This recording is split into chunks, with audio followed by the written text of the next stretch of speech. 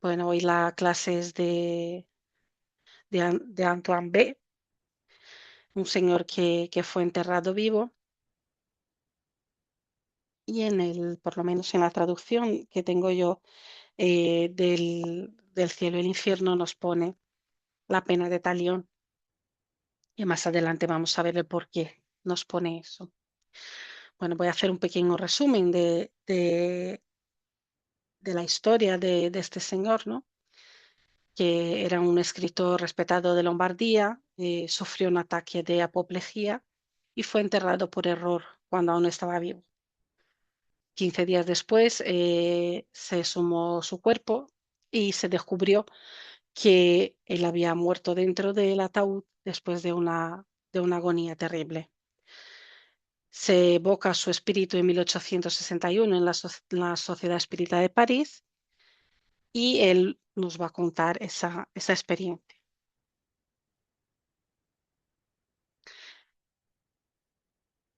Y vamos a ver esa historia de Antoine. Vamos a ver luego unas instrucciones del guía del medium que está recibiendo esta comunicación, que en este caso es Erasto, y luego nos deja Kardec unos comentarios.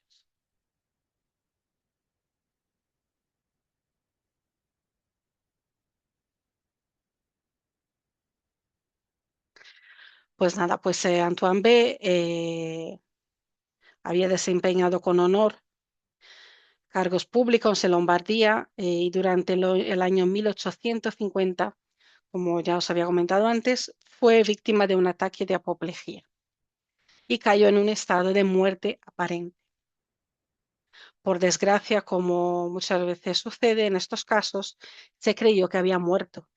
Incluso contribuyeron aún más para ese error los vestigios de descomposición que se observaban en su cuerpo.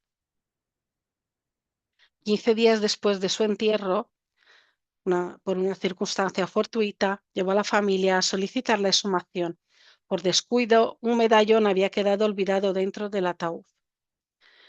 Y fue el espanto de todos cuando al abrir el ataúd comprobaron que el cuerpo había cambiado de posición, se había dado la vuelta y y se encontraba pues boca abajo, lo que referenciaba pues que se había movido después del entierro, por supuesto. Incluso ponen aquí los espíritus cosa horrible, una de sus manos había sido comida parcialmente por el propio difunto. Quedó entonces en evidencia que este señor había sido enterrado vivo y que probablemente sucumbió a causa de la desesperación y del hambre. El espíritu fue evocado, como hemos dicho, en la Sociedad de París en agosto de 1861 a pedido de un familiar, y cuando se le evoca, él pregunta ¿qué queréis? Y les dice que le han evocado a pedido de los familiares y que están satisfechos de que él hubiera contestado. Y y le dicen que si él quiere responder a las preguntas y dice que sí, que lo desea hacer. Le pregunta si tenía presente las circunstancias de su muerte y él dice, "Ah, por supuesto que sí, las tengo presentes, pero ¿por qué revivir el recuerdo de ese castigo?". Y le dicen que si es verdad que había sido enterrado vivo por descuido.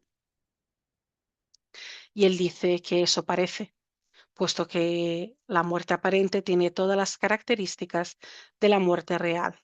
Y dice que yo estaba casi exangüe. Bueno, con todo, no se debe imputar a nadie un hecho al que yo estaba predestinado desde que nací. Eh, y nos deja una nota, Kardec, que exangüe es privado de sangre, que es una decoloración de la piel debido a la falta de sangre. Es decir, él ya tendría ese color de la falta de sangre estando vivo, pero que ese color es típico de la falta de sangre en las personas que ya están muertas. y le dicen que si estas preguntas le incomodan, que puede interrumpirlas y él dice que no, que se puede continuar. Le dicen que esperábamos que fueseis feliz, ya que habéis dejado la reputación de un hombre de bien. Y él dice que os agradezco, sé que rogaréis por mí, pero voy a hacer lo posible por responderos, y en el caso de que yo no lo consiga, me suplirá uno de vuestros guías.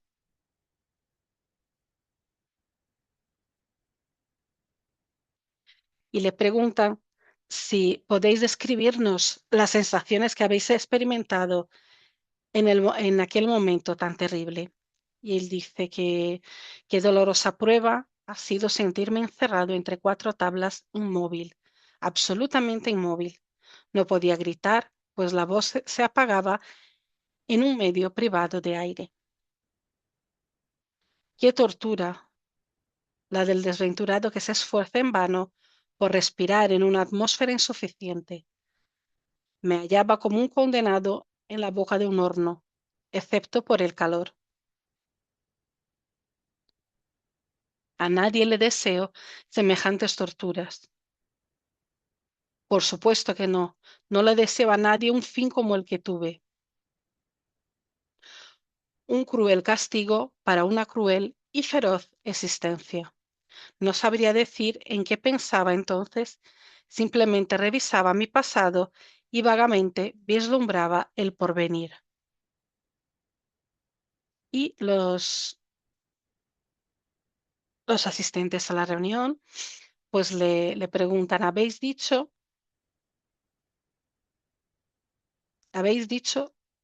cruel castigo para una feroz existencia? ¿Cómo se puede conciliar esta manifestación con vuestro intachable prestigio?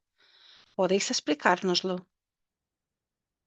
Y él contesta, ¿qué valor tiene una existencia si se la compara con la eternidad?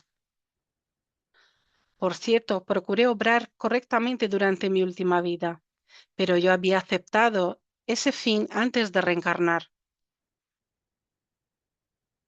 ¿Por qué me interrogan sobre ese pasado doloroso que solo yo y los espíritus ministros de Todopoderoso conocíamos?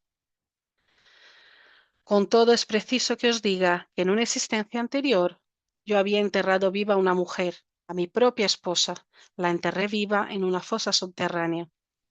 Por eso se me debía aplicar la pena de talión, ojo por ojo, diente por diente. Y los asistentes le agradecen estas respuestas, diciendo que le van a rogar a Dios que perdone su pasado en atención al mérito de su última existencia, y él contesta que volverá más adelante. Y por lo demás, el espíritu Erasto completará mi comunicación.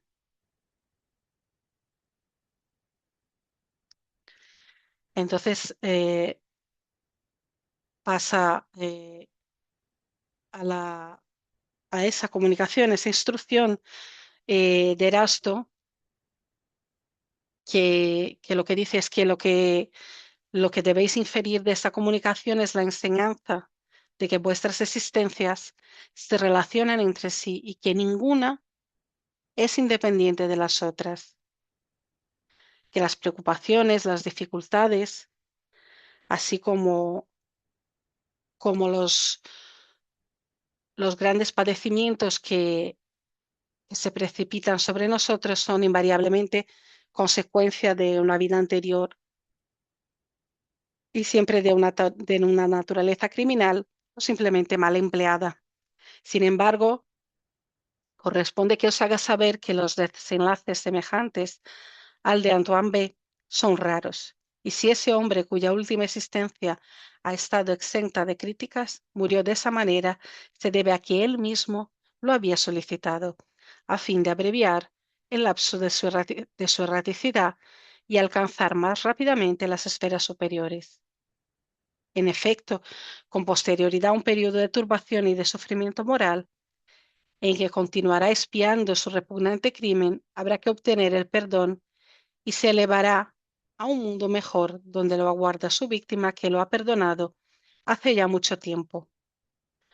Aprovechad este ejemplo cruel, queridos espíritas, a fin de que soportéis con paciencia los padecimientos físicos y morales, así como todos los pequeños infortunios de la vida. Y le preguntan que qué provecho puede obtener la humanidad a partir de semejantes castigos. Y Erasto contesta que los castigos no se aplican para que la humanidad se desarrolle, sino para punir al individuo culpable.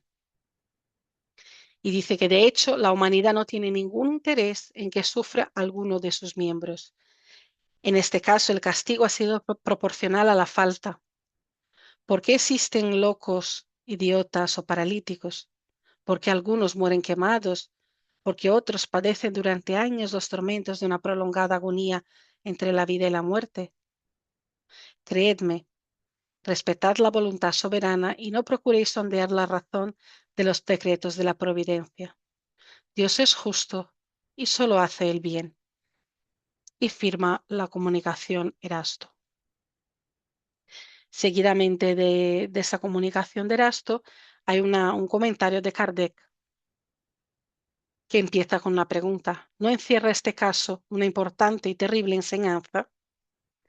Y nos dice, la justicia de Dios llega siempre al culpable y aunque algunas veces se demore, no por eso deja de actuar. No es eminentemente moralizador saber que a los grandes culpables que concluyen pacíficamente su existencia en medio de la abundancia de los bienes terrenales, tarde o temprano les llegará la hora de la expiación. Las penalidades de esta naturaleza son comprensibles, no solo porque de algún modo se encuentran al alcance de vuestra vista, sino porque son lógicas. Creemos en ellas porque la razón las corrobora. Así pues, una existencia honorable no está exenta de las pruebas de la vida, pues éstas han sido elegidas y aceptadas como complemento de una expiación. Constituyen el saldo de una deuda que se cancela antes de recibir el importe del progreso realizado. Si se considera cuán frecuentes eran en los siglos pasados, aún en las clases más elevadas e ilustradas, los actos de barbarie que hoy tanto nos indignan,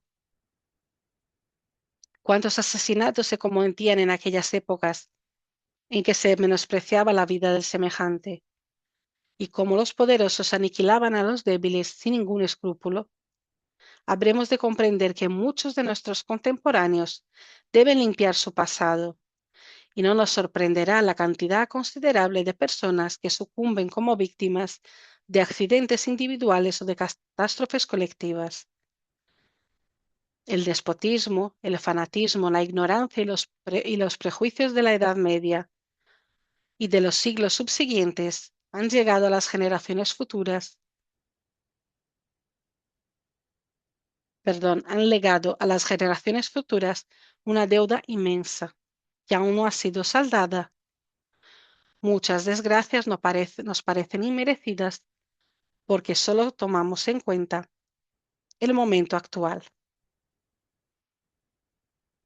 Bueno, yo creo que al igual que la lectura de Valle, ¿no? Esto también nos trae un poco de actualidad, ¿no? Aunque el comentario de Kardec sea de hace más de 150 años.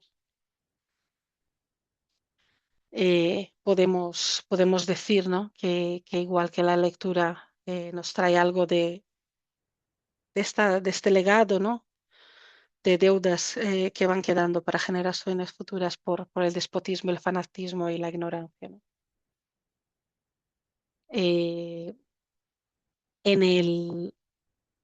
en la revista Espírita de 1861, en el mes de septiembre, en Conversaciones Familiares del Más Allá, salía también este mismo, esta misma comunicación eh, con alguna pequeña diferencia. Nos dicen quién era el medium, que era el señor Dambel. Eh, También nos trae aquí una,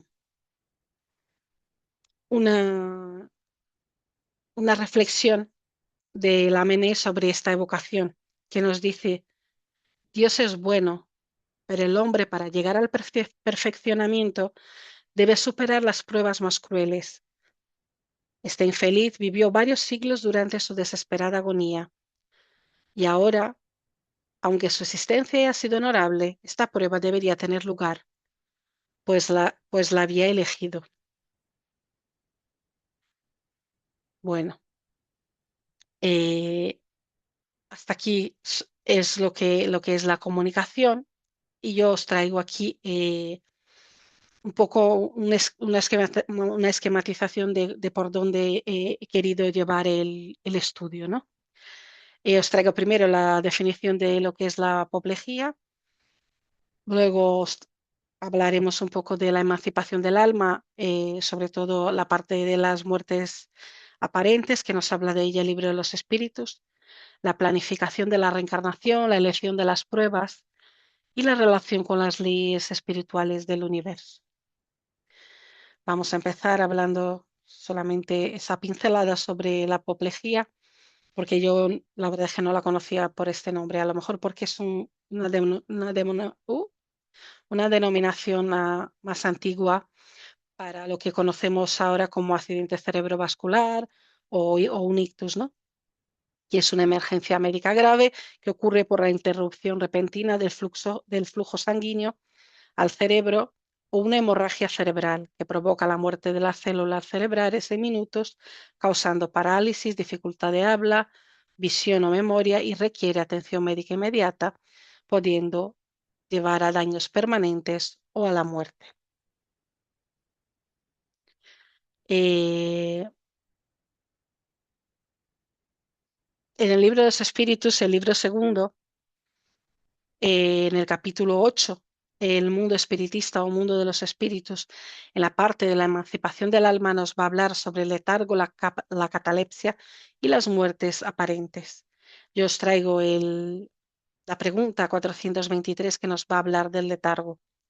Y dice, en el letargo, ¿puede el espíritu separarse enteramente del cuerpo, de modo que se dé a éste todas las apariencias de la muerte y volver después a él? Y la contestación es, en el letargo no está muerto el cuerpo, puesto que desempeña funciones.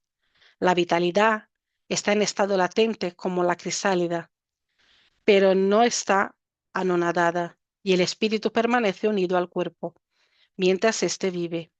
Una vez rotos los lazos por la muerte real y la disgregación de los órganos, la separación es perfecta y no vuelve más el espíritu. Cuando un hombre aparentemente muerto vuelve en sí, señales de que la muerte no era completa. O sea, lo que ocurrió con, eh, con el señor Antoine B. Su vitalidad quedó ahí latente, pero no se llegaron a romper los lazos que unen el cuerpo al espíritu y por eso en un determinado momento él pudo volver, ¿no? Eh, Luego hay más preguntas, pero yo no me he querido extender mucho ahí para poder hablar de otras cosas, ¿no? Pero, por ejemplo, la pregunta 424 es más extensa que esto, pero aquí nos va a traer la diferencia entre el letargo y la catalepsia. Nos va a hablar un poco de cómo funciona, ¿no? Dice que el letargo y la catalepsia tienen el mismo principio, que es la pérdida momentánea de la sensibilidad y del movimiento por una causa fisiológica inexplicada aún. Se diferencian en que en el letargo la suspensión de las fuerzas vitales es general y da al cuerpo todas las apariencias de la muerte. Y en la catalepsia está localizada y puede afectar una parte más o menos extensa del cuerpo, de modo que deja la inteligencia en libertad de manifestarse, lo que impide que se la confunda con la muerte. Y nos dice que el letargo siempre es natural. La catalepsia a veces es espontánea, pero puede ser tanto provocada como destruida artificialmente por la acción magnética.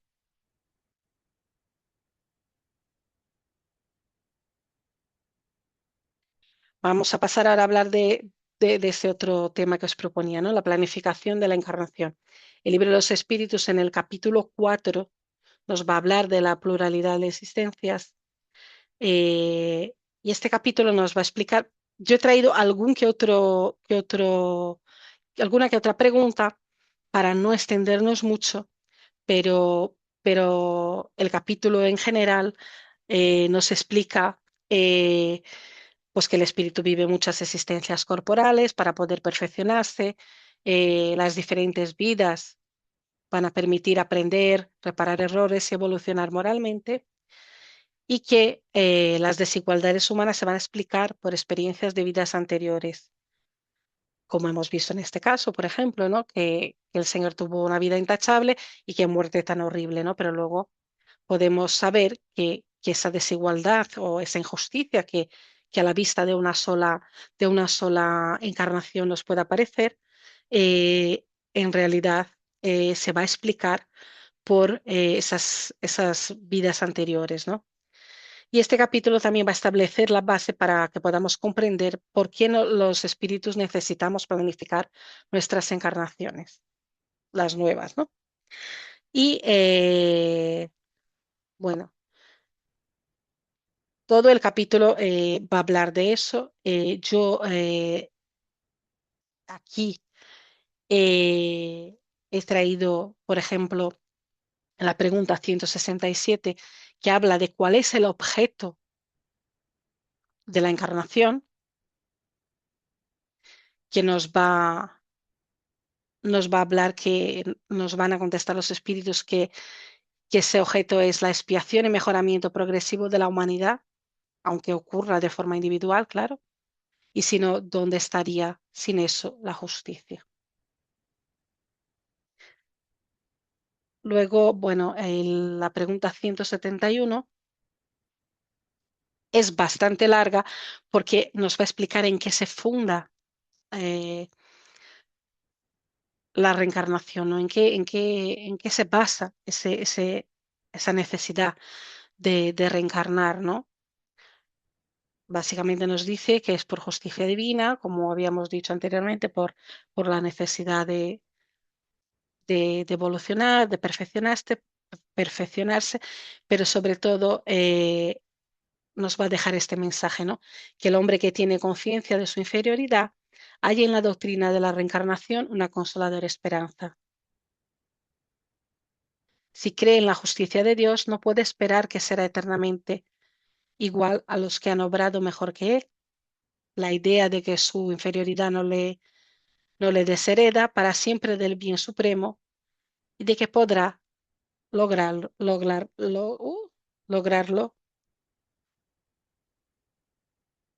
con nuevos esfuerzos. Le sostiene y alienta su ánimo. ¿Quién es el que al terminar su vida no se conduele de haber adquirido demasiado tarde la experiencia, de que no puede aprovecharse? Pues esta experiencia tardía no se pierde, por suerte para nosotros, será empleada con provecho en una nueva vida.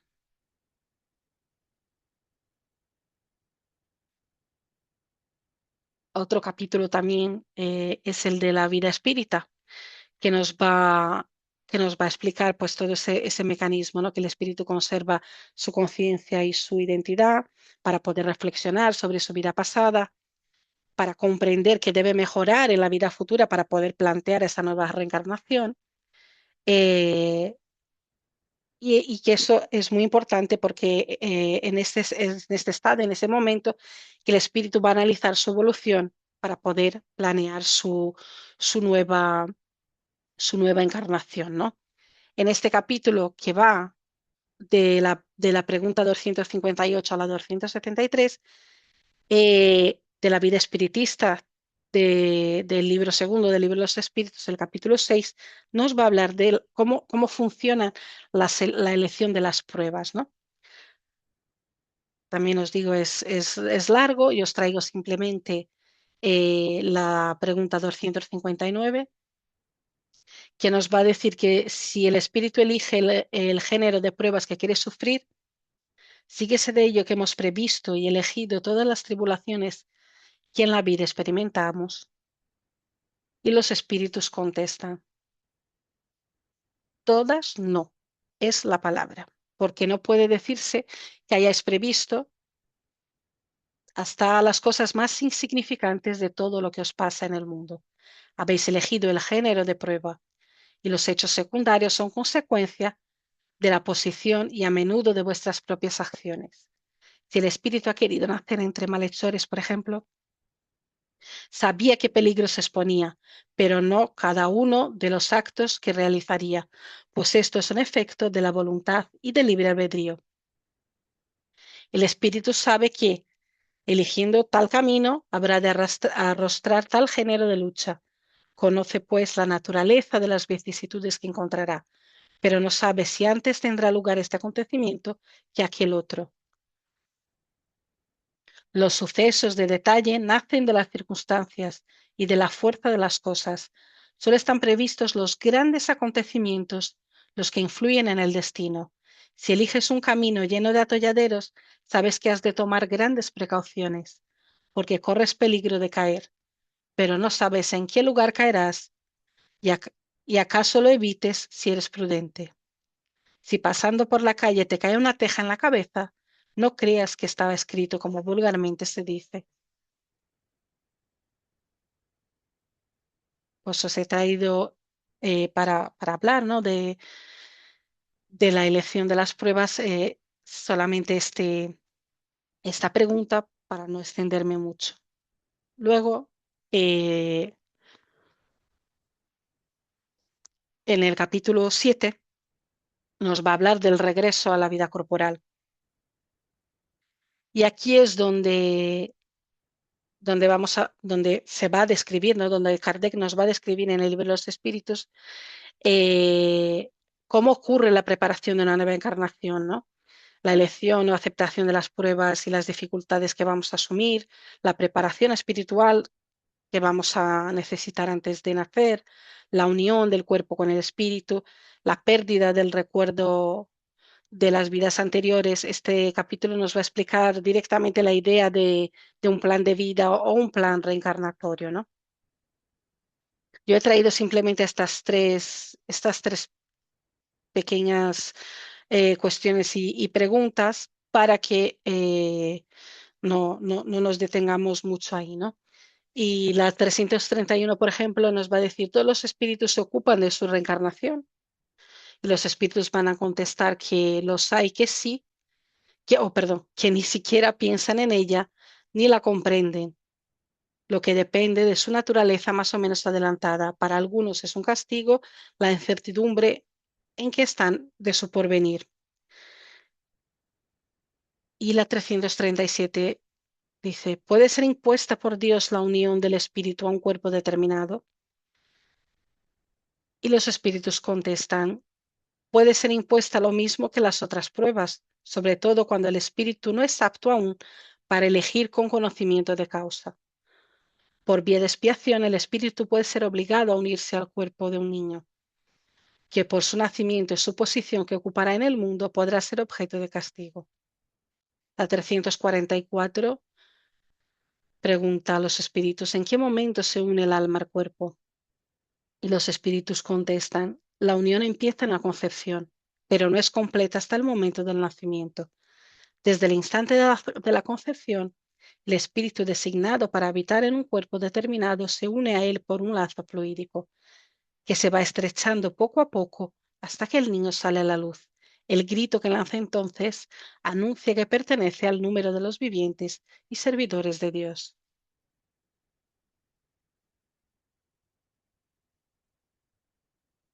Aquí vamos a hablar ya desde el cielo y el infierno sobre la elección de las pruebas y destino de la vida, ¿no? La primera parte, el capítulo 7 de la primera parte del cielo y el infierno, nos habla de las penas futuras según es en el espiritismo, ¿no? Y ahí en este capítulo hemos visto, en este mismo estudio que estamos viendo ahora, ¿no? Que los sufrimientos no son castigos eternos, que son consecuencias morales de nuestras propias acciones, que sirven como expiación, pero también como aprendizaje, y que ahí se desarrolla la ley de causa y efecto, que es prácticamente la base de las pruebas que vamos a elegir para, para nosotros antes de reencarnar, ¿no? En este capítulo hay una parte muy, muy, muy, muy extensa que tiene 31 ítems, que, perdón, 32, que se llama el Código Penal de las Penas Futuras y que nos viene a decir que el espiritismo no viene con su autoridad privada a formular un código de fantasía, que su ley respecto del porvenir del alma se deduce de las observaciones tomadas de los hechos y va a resumir en estos 32 puntos, ¿no? Y el punto 33 va a resumir los 32 anteriores, que es el que os he traído aquí, ¿no?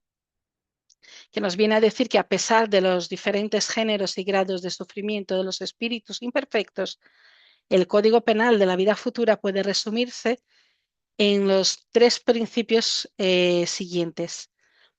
El sufrimiento es inherente a la imperfección, porque toda imperfección y toda falta que la motiva lleva consigo su propio castigo, por sus consecuencias naturales e inevitables, como la enfermedad es consecuencia de los excesos, y el fastidio de la ociosidad, sin que sea necesaria una condena especial para cada falta y cada individuo.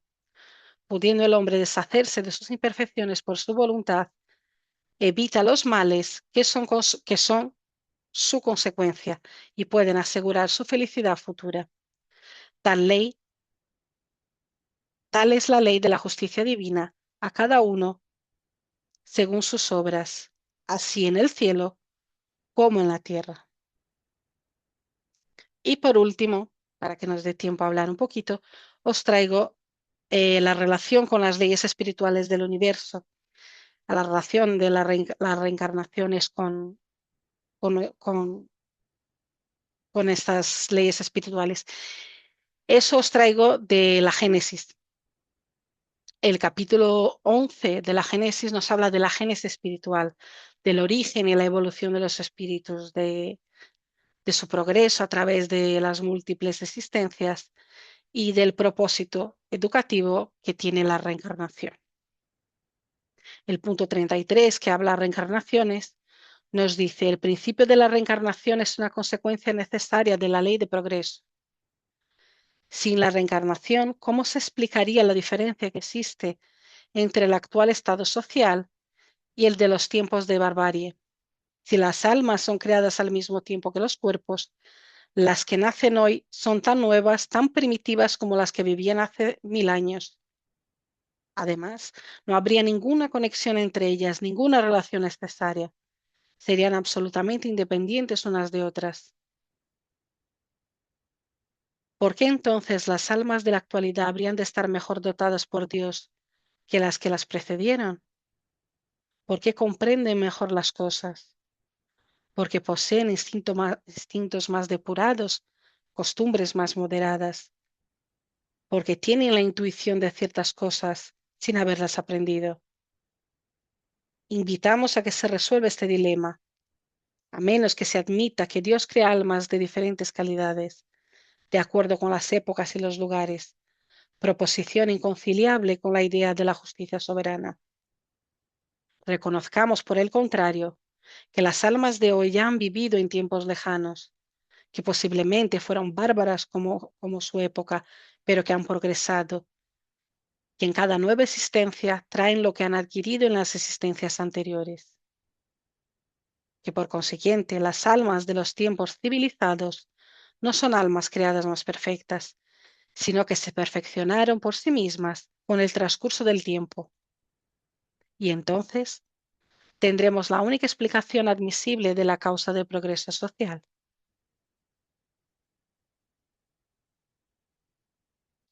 Bueno, hasta aquí llega mi exposición.